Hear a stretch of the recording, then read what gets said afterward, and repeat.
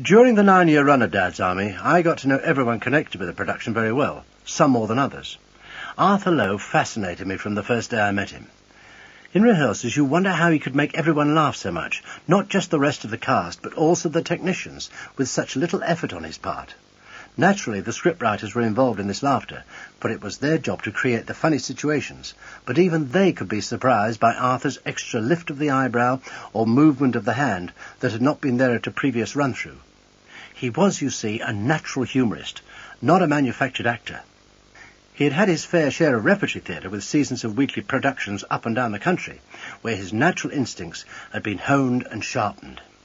His dialogue in a comedy situation was punctuated by words started in a hesitant fashion and then continued in a firmer way to make his point, such as when he was talking to Corporal Jones, he would say, Jones, stand to attention when I'm talking to you, please.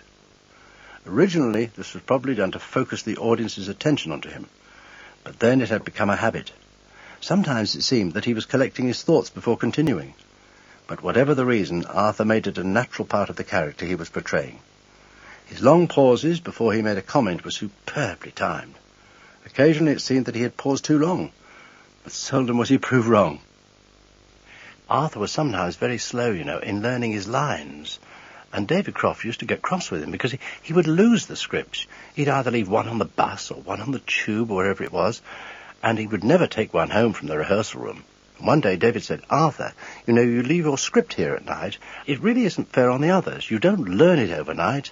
You come back and learn it in our time. So he said, I'm going to give you 4 scripts now. One you can leave here, one you can leave on the bus, one you can leave in the underground. And he said, one you can take home. Arthur said, home? Take home? She said, I wouldn't have this rubbish in my house. Well, you see, how could David be cross with him with a remark like that? As I got to know Arthur the man more and more, it became obvious that Mannering had been waiting for him and Arthur for Mannering. The two fitted like a split screen merging into one. The first time I dined with Arthur in a restaurant, he said to the waiter, the warden will sort out the bill. This was clearly Mannering the character overlapping with Arthur the man, and he was fully aware that this remark would amuse the other diners. Off stage, Arthur could be quite a private person, but we both had several things in common. We were both cricket fans, and he knew that I liked messing about in boats, particularly in harbours, and my wife and I spent several relaxed days with Arthur and his wife Joan on board their steam yacht Amazon. They had bought the boat in a very rough condition, and with the aid of original plans and photographs from the Maritime Museum at Greenwich, had set about restoring it to its original glory. During some of the early rehearsals of Dad's Army, Arthur would spend his spare moments poring over the restoration plans so that he could make the necessary preparations to make the craft seaworthy. All the interior fittings were suitably chosen, and the result was superb. Arthur and Joan gave some wonderful parties on board the boat, and Arthur took great pleasure in walking around the deck in his yachting cap and with a gin and French in his hand, showing everyone around. On one occasion, when my wife and I were visiting Joan and Arthur, we were having a drink before lunch, lovely day, and suddenly Arthur said, Skipper, weigh anchor, batten down the hatches, we're moving off. So I thought, that's funny. Oh, well, we're going for a trip just before lunch. Lovely. So we settled back, and when 100 yards, the boat stopped. So Arthur came up from below. I said, what's up, Arthur? He said, nothing at all. No. So we've only moved about 100 yards. He said, yes, well, he said, I wasn't going to have my lunch overlooked by that snotty-nosed kid on that bank over there. Look at him. We don't want to have our lunch with that sort of thing going on. Have another gin and tonic. Arthur and I had another subject in common, the music hall, and we would often chat about it and some of the artists he had seen or heard about. I was convinced that some of his technique had been influenced by the great radio and variety comedian Rob Wilton, who was a master at making the audience feel he was always in charge, however ridiculous the situation. Arthur had also acquired a few of Sandy Powell's mannerisms. Sandy used to make long pauses, raise his glasses slightly, and then give a little cough before commenting on whatever was going on around him. When Arthur was acting, though, instead of raising his glasses, he would rub his hand over his face and blow a sort of silent whistle. He could also create great comic effect from just a sniff and a look to acknowledge something that had been said, which either he could not be bothered to answer or did not know how to. Arthur had contradictory views about certain comic effects. He would say, I'm not doing that. It's pantomime stuff. But in another scene, He would do, for example, a perfectly legitimate comic fall and then embellish it by getting up with his cap askew and his glasses in a slanting position across his face. So the effect was as near to pantomime as it was possible to get. Arthur was born in the very lovely village of Hayfield in Derbyshire. His father worked for the then London and North Eastern Railway, and one of his duties was to arrange rail travel for touring theatrical companies. Arthur's early working life was spent with the Fairey Aviation Company before joining the army prior to the 1939-45 war. After a not too pleasant period in this country, he was posted to the Middle East, where he began to enjoy his service career in the Duke of Lancaster's own yeomanry. In fact, with a little persuasion, he might have made the army his career. He had a love of horses and became an expert horseman. It was while he was abroad in the army that Arthur gained his first experience of theatre, although this was confined to delivering books of stage plays to outposts so that the troops could enjoy play reading to relieve the boredom, which wasn't to last too long in the Middle East. He also enjoyed himself helping to organise troop shows while he was abroad. When he came home and was demobbed, he broke the news to his parents that he didn't want to go back to Fairey Aviation, but wanted to try his luck in the theatre. His mum and dad were sympathetic to his wishes, at the same time probably thinking it was best he got it out of his system, and once he tried it, he would settle down again in a proper job. His father gave him an introduction to Frank H. Fortescue, who he knew having done railway business with the impresarios touring theatrical companies. So it was that Arthur found himself on a cold January morning in 1946 at the Hulme Hippodrome, Manchester. Flare Path was the first play of the new season at Hulme, and most of the company were old friends and had worked for Fortescue before. There was one person that nobody knew.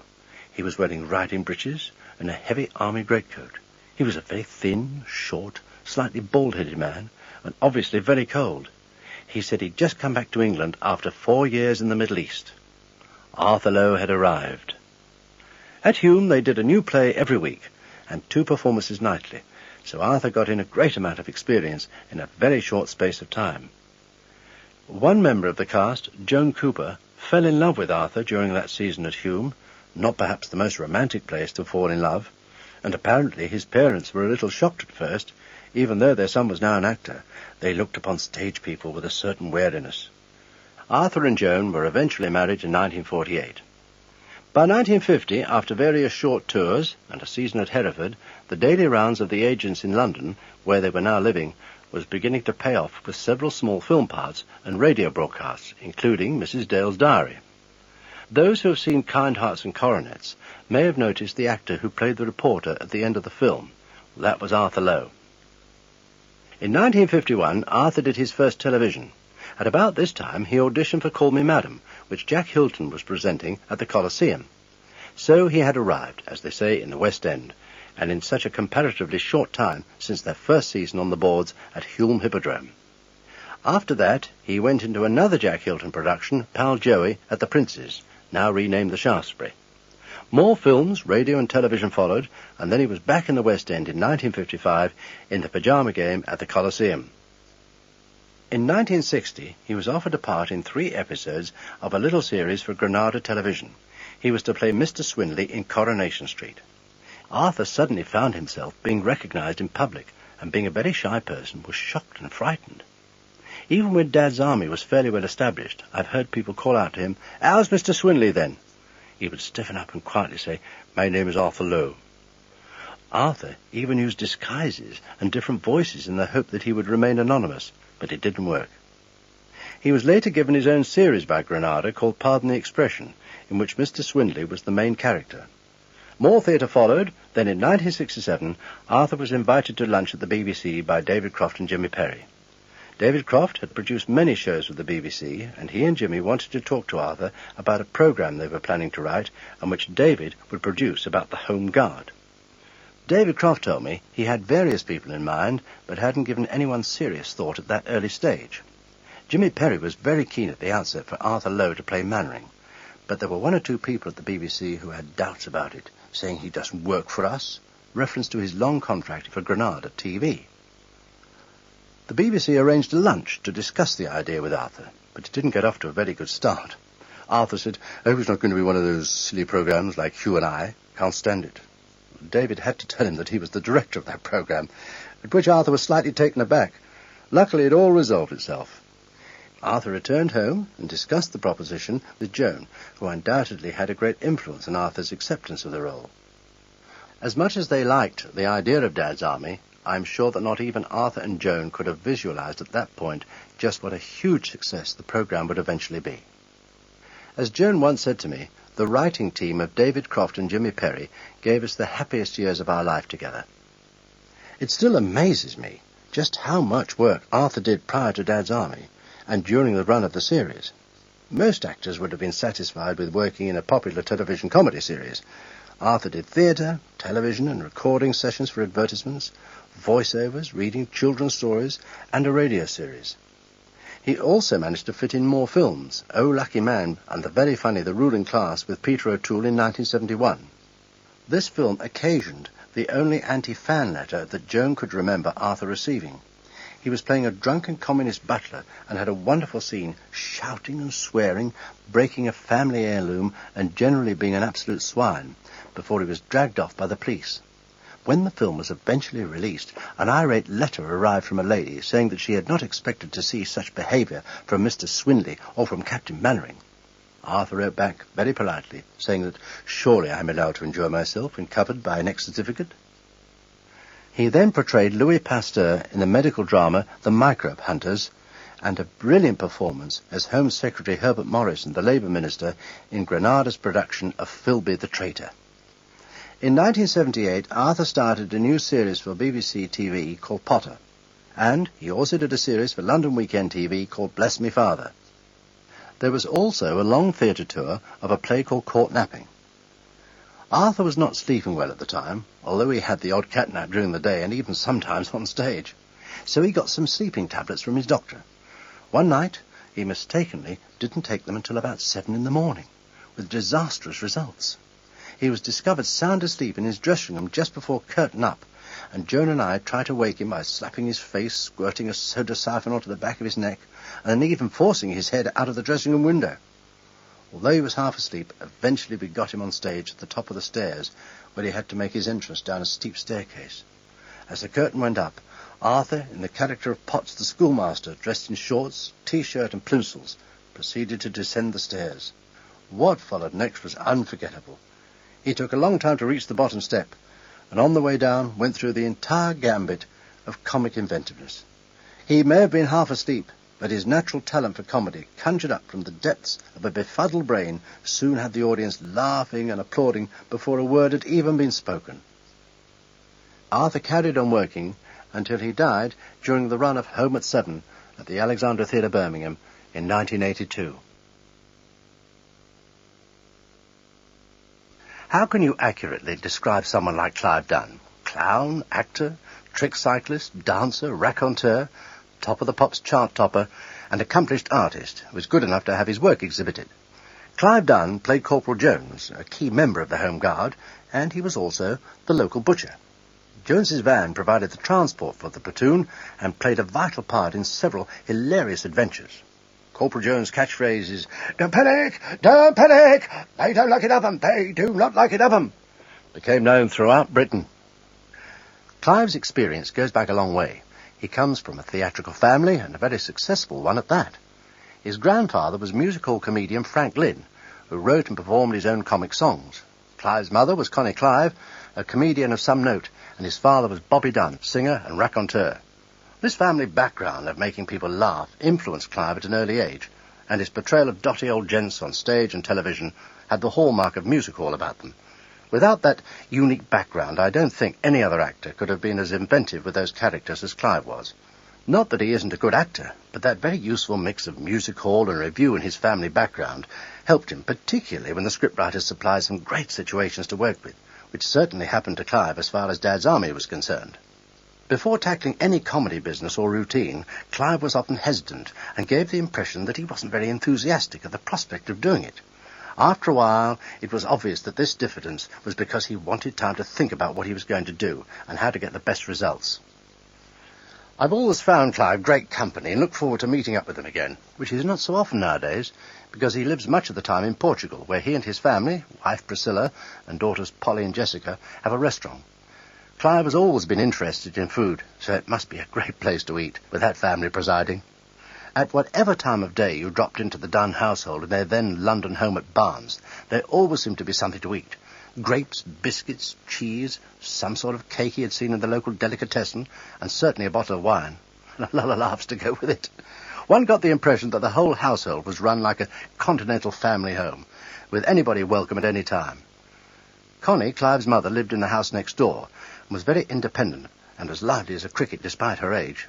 Clive and Scylla and the girls were always very conscious of her welfare, and you would generally hear a chorus of voices ringing out at odd times.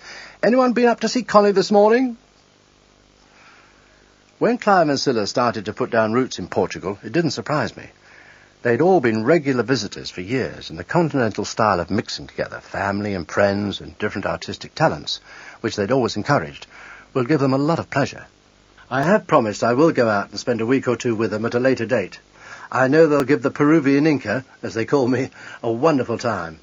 I don't speak Portuguese, but my mother did. Being Brazilian, it was her first language. So where did the Inca originate? My great-grandmother was one. It was obvious that Clive would go into the business. His father was not keen on his following a theatrical career, but eventually helped him. Almost his first job was as a boy extra in a Will Hay film, Boys Will Be Boys. But being good theatrical parents, Connie and Bobby decided that Clive should attend a stage school, and they enrolled him at one of the very best, Italia Conti. With Italia Conti, you had a chance to work in some professional seasonal shows, which was a wonderful experience. Clive was involved in some of these, and then went out into the hazardous world of commercial repertory, stage managing, and playing small parts. And as was fairly usual at that time, experiencing the management saying, "Sorry, lads and lasses, the tour finishes on Saturday. The public aren't coming in." Then would start the problem of paying off the landlady and finding the fare to get home, and waiting for the next engagement to come along. Soon after this, Clive's next engagement was in the Second World War, and his experience was far more traumatic than that of a tour closing after a few weeks. He was taken prisoner by the Germans in Greece, and although there is a humorous undercurrent to these extraordinary years in captivity, as he recalls in his autobiography Permission to Speak, it is obvious that only a fit person with a good sense of humour could have survived them. Clive has been described as a prose comic actor, and I wouldn't disagree with this, and I don't think he would either. In the medium of television or the players' theatre, for instance, where he played on and off for many years, Clive would invent strange characters and originate offbeat dialogue. If this were done in the big variety theatre, a throwaway line or quiet aside would have no value. So one might say he was created for the small screen, which eventually came his way in great abundance, with programmes like Bootsy and Snudge, It's a Square World, and various other projects, together with all the many comic lunatics who brightened our lives over the years.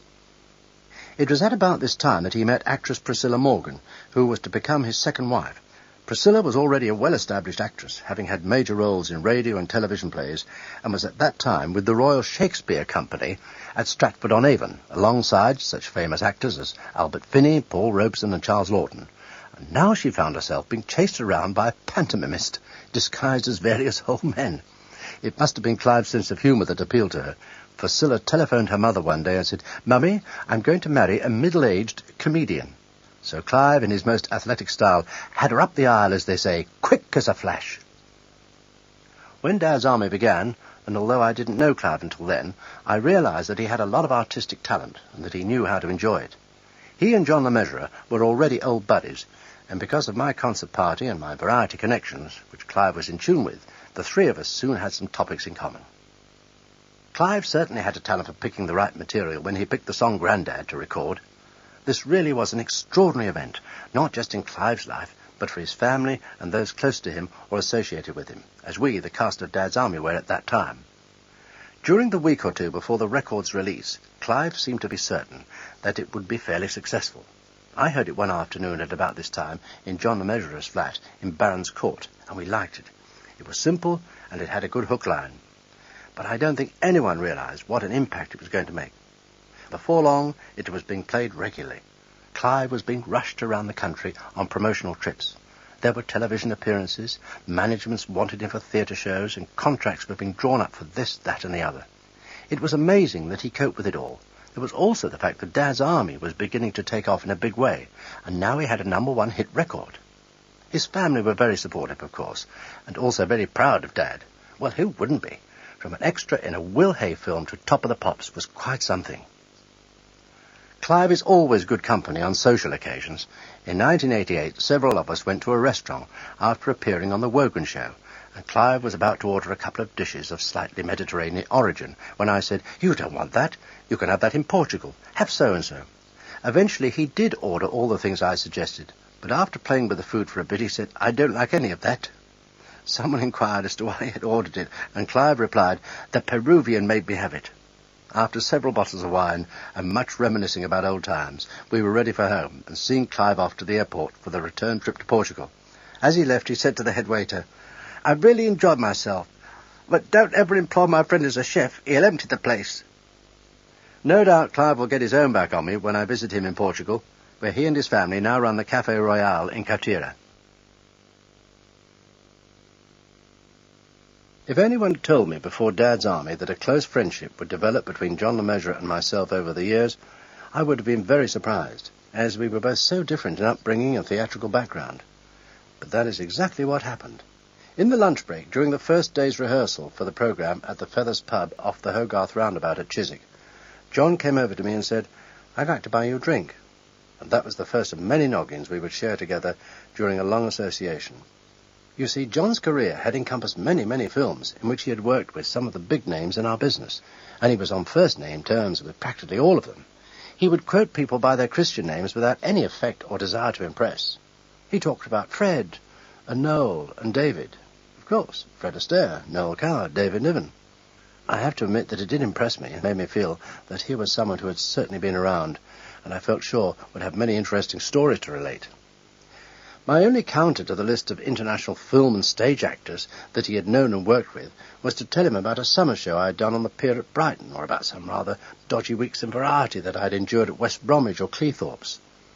Our musical tastes were in one or two respects similar, but John was far more familiar with most types from jazz to light opera than I could ever be. Against his background, it may seem surprising that we became such good mates, but there were a number of reasons why it happened. First, we made each other laugh. Just as I enjoyed his slightly sophisticated humour, he liked my far more earthy approach.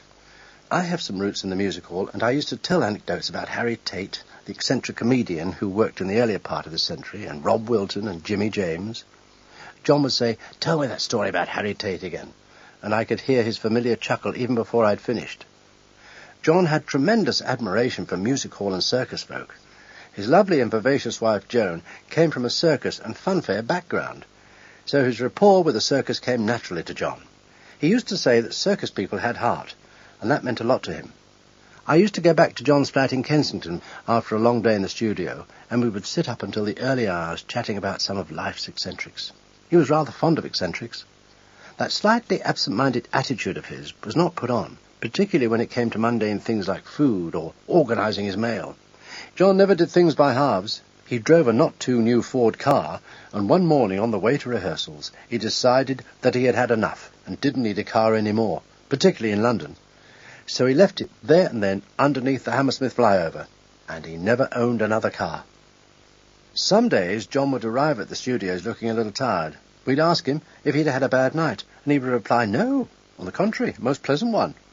I went to Ronnie Scott's club, and was so enjoying the music and meeting friends, I didn't realise it was as late as it was, and I didn't get home until 4 a.m. But late nights certainly didn't affect John's ability to learn his lines, for he was always very quick at getting the words firmly in his head very early on in rehearsal. He was a great jazz fan, and knew people like Humphrey Lyttelton, Johnny Dankworth, Cleo Lane, and Ronnie Scott, of course. On another occasion, when we were going up for the annual filming at Thetford, I asked John what time he wanted me to pick him up. At the most, even with a stop for refreshment, we could do it comfortably in 4 hours. On this occasion, we weren't needed in Thetford until Sunday night, so I thought tea time on Sunday would be a good time to leave London. Much to my surprise, John asked if we could go up on Friday, so that we could stop off in Newmarket and go to the National Stud, have a look round, and also go and see a few trainers. John was on fairly intimate terms with some of the racing fraternity, and was a real horse lover and frequent visitor to racetracks around the country when he had time. I agreed to go up on the Friday, and after a day in Newmarket, we then went on to stay at the Angel Hotel at Bury St Edmunds. This was John's hometown, where his father had had a most successful law business, and that evening in Bury, John and I visited practically every pub in the place before we headed back to the Angel for a late supper.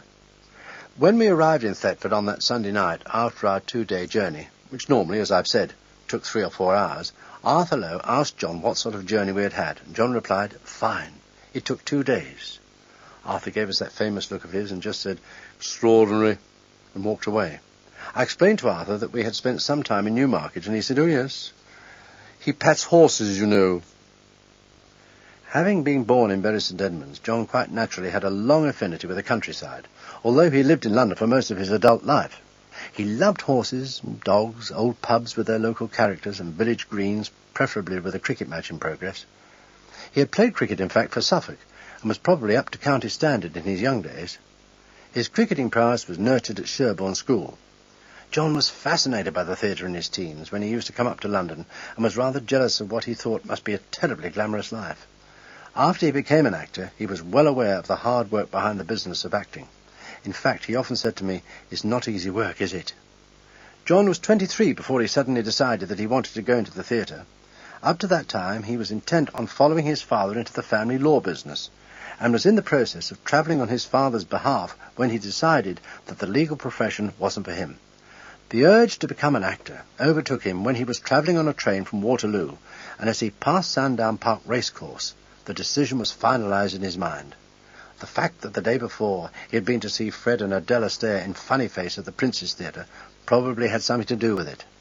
At that time, of course, he could not have imagined that one day he would work with the great Fred Astaire. Having had a fairly easy and comfortable upbringing, it must have been something of a shock when he went into repertory earning just £4 or £5 a week.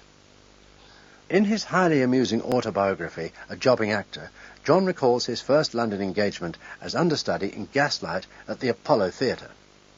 At this time, John had met and married a young female impresario, June Melville. Then came the war, September 1939. First of all, he became an air raid warden in Chelsea. Returning with June one day, they found their house in Smith Square, Chelsea, razed to the ground by a German bomb. After this, John was called up and went to do his bit for his country, but it appears that some of the military personnel had doubts as to his enthusiasm for life in the army. The answer was found by recommending him for a commission. He was posted abroad and spent much of his time in India. When he returned for Demob and Civvy Street, his marriage to June, like so many other marriages of that period, became a war casualty. John returned to touring with the theatre, but his sights were set on films, and before long the round of agents paid off. In 1947, John was taken by a friend at the famous Players Theatre Victorian Music Hall under the Arches at Charing Cross. It was the first of many visits, and there he met actress Hattie Jakes, who eventually became his second wife. Hattie was soon climbing the ladder through Tommy Handley's radio series Itmar, and later educating Archie. John's film career was also prospering, and eventually he became one of the best-known faces on the silver screen, with Private's Progress, Brothers-in-Law, I'm All Right Jack, and many others. Unfortunately, John and Hattie's marriage ran into troubled waters, through no one's fault in particular, and they parted. They were still fond of one another, even after John had married his third wife, Joan. He was terribly upset when Hattie died, and always remembered her with tremendous affection. By 1965, John had married Joan Mallin. John was not always the easiest person to handle, but Joan was generally quick to sense the reason and find a solution. Any mood that he got into was usually the result of being bored and nothing else.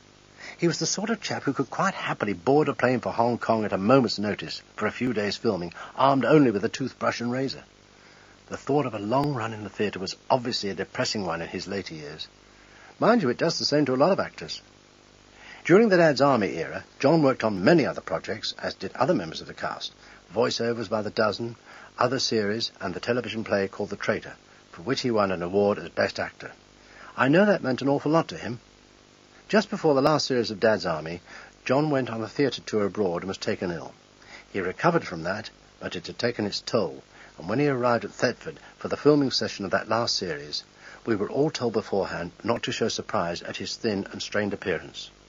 Even though we had been warned, it still came as a shock when we met up that evening at the Bell Hotel.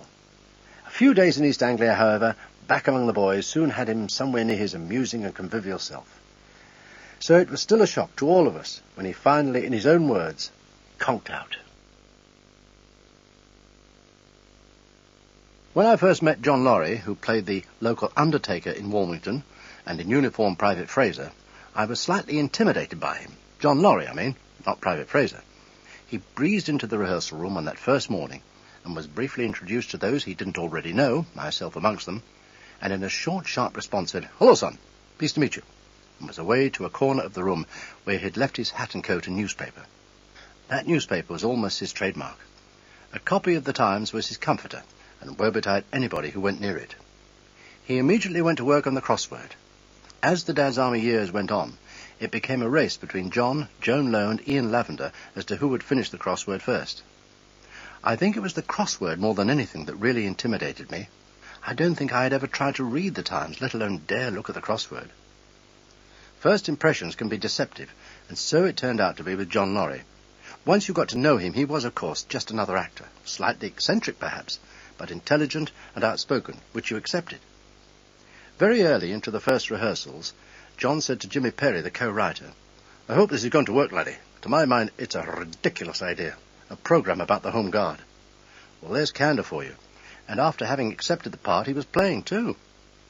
Within a few short weeks, it became obvious that Dad's Army was taking off, and John had to retract his words. Without fear of shame or embarrassment, he said to Jimmy, "I never had any doubts that it wouldn't succeed." He turned it into a sort of joke, as did the writers. That little true-life incident became a comedy situation for the whole series. When Captain Mannering was proposing some exercise or another, which seemed far-fetched to most and quite stupid to Private Fraser, he would say, "It's folly, sheer folly. It'll never work. The man's mad." When it did eventually work out in some extraordinary way, and most of the other members of the platoon were saying, "I don't know how you managed it, Captain Mannering," or some such flattering remark, Fraser would jump straight in with, "I never had any doubts at all that Mannering wouldn't pull it off." John Lorry came to Dad's Army after a long and distinguished career in theatre and films. He was born in Dumfries and was destined for a career in architecture, but then came World War I. He talked very little about this episode in his life, but from the little he did say about that war, he thought that men should never have been put through such terrible experiences. By 1919, John had decided to become an actor. He did his initial studies at Stratford-on-Avon, where he pursued his love of Shakespeare. Eventually he played all the great Shakespearean roles at the Old Vic and at Stratford. His King Lear was thought to be one of the great performances on the British stage. He went into films in 1930 when he worked for Alfred Hitchcock in that director's first talkie, Juno and the Paycock. He worked with Hitchcock again on the memorable and original 39 Steps, starring that wonderful actor Robert Donat. When the various television companies are showing some of the old classic film comedies, you will see John in several of them, playing slightly eccentric characters. He was forever grateful that he had had the chance to work with Laurence Olivier, whom he admired tremendously, and the wonderful experience of appearing in his Shakespearean films, Richard III, Hamlet, and Henry V. He used to say that when he watched the film of Henry V, the battle scenes made his hair stand on end. He thought it was a masterpiece of photography and atmosphere. It took quite a long time for me to find out anything about John. It was not that he couldn't be bothered to talk about all the marvellous things he had done. He just thought it was all in the past, and people didn't want to listen to, as he would say, the ramblings of an old man. But he would be happy to tell me all about the actors he had worked with, and in doing so he naturally talked about his involvement with them and the productions he had been in. However, it took me the best part of 9 years to find all this out. On the way to the studio one day from his home in Buckingham to do a recording, John had had an accident in his car. He was obviously shaken and had several cuts about the face, but being the proud Scotsman that he was, after being patched up, he insisted on coming in to do the recording. He took the day fairly easily, but it still takes something out of your nervous system to do any performance, and to do it after you've been in a car crash, and when you are no youngster, he was already then into his 70s, takes some courage. On another occasion, when we were filming, John and I were playing a couple of desert Bedouins in a flashback sequence that involved Corporal Jones' experiences with General Gordon and the Mad Mahdi in Khartoum. This sequence was being filmed near King's Lynn in Norfolk in some huge sandpits to simulate the desert. John and I were on horseback and had to ride at a leisurely pace into an open space beyond some high dunes. I was, and still am, very raw in the saddle, but John was an experienced horseman. However, even the most docile of animals can sometimes be disturbed, and this is exactly what happened. Suddenly, a couple of practice rifle shots rang out from the other side of the dune, and John's horse bolted. He managed, after a time, to bring it under control and pacify the animal, but I know he was shaken by the mishap. I asked him if he would like to go back to the caravans for a rest and a cup of tea, but he said, "No, laddie, it'll be all right, and don't mention it to the others. I don't want any fuss." And that just about summed John up. I think he believed he might break down and not be able to carry on at all if anyone started showing concern or sympathising with him, which of course would have been the case because we were a caring company. After rehearsals, John would dash off back to his home in Buckinghamshire, which was his anchorage. He lived very quietly there with his wife Una, and when she was home, his attractive daughter Veronica. He kept horses himself, and the lovely setting of that country house where he could relax in the autumn of his life and walk with his dogs had, as he said, been earned from a lifetime of acting. There is a story about John which I never heard him deny, possibly because he used to like to hear people chuckling about it, which I'm sure he quite enjoyed. On Saturday mornings he would put a notice outside his house saying, "Manure for sale, 2 and 6 a bag," and he would personally serve the customers himself because, as he said, it boosted sales. By 1968, and prior to his call-up in Dad's army, John would almost certainly have settled for semi-retirement, just doing the occasional radio play or a poetry reading, which he enjoyed. He always said that this new career in television was a bonus at his time of life. He was not stretched too far, and most of the time rehearsals were fairly leisurely, apart from the filming sessions in Norfolk and recording days in the studio. One of the delights for us, and I know the viewing public, were his dramatic stories about a supposed experience which he would launch into if the platoon were in a tight spot on some night patrol. This would bring terror to Corporal Jones and Private Pike. With his eyes flashing, he would say, "We're doomed, I tell you, doomed. I remember the time on the lonely Isle of Barra, the wind whistling round the headland, and there in the silence of the mist it appeared, bloodshot eyes, a huge body and a long tail, creeping nearer and nearer. And then, just as everyone was in a state of paralysed fear, he would scream out, 'We're doomed, I tell you, doomed, doomed.'" I shall always remember John Laurie as a larger-than-life character with a natural personality for making even ordinary dialogue sound extraordinary. I wish I'd had the opportunity of seeing him in some of the great Shakespearean roles. It must have been an education.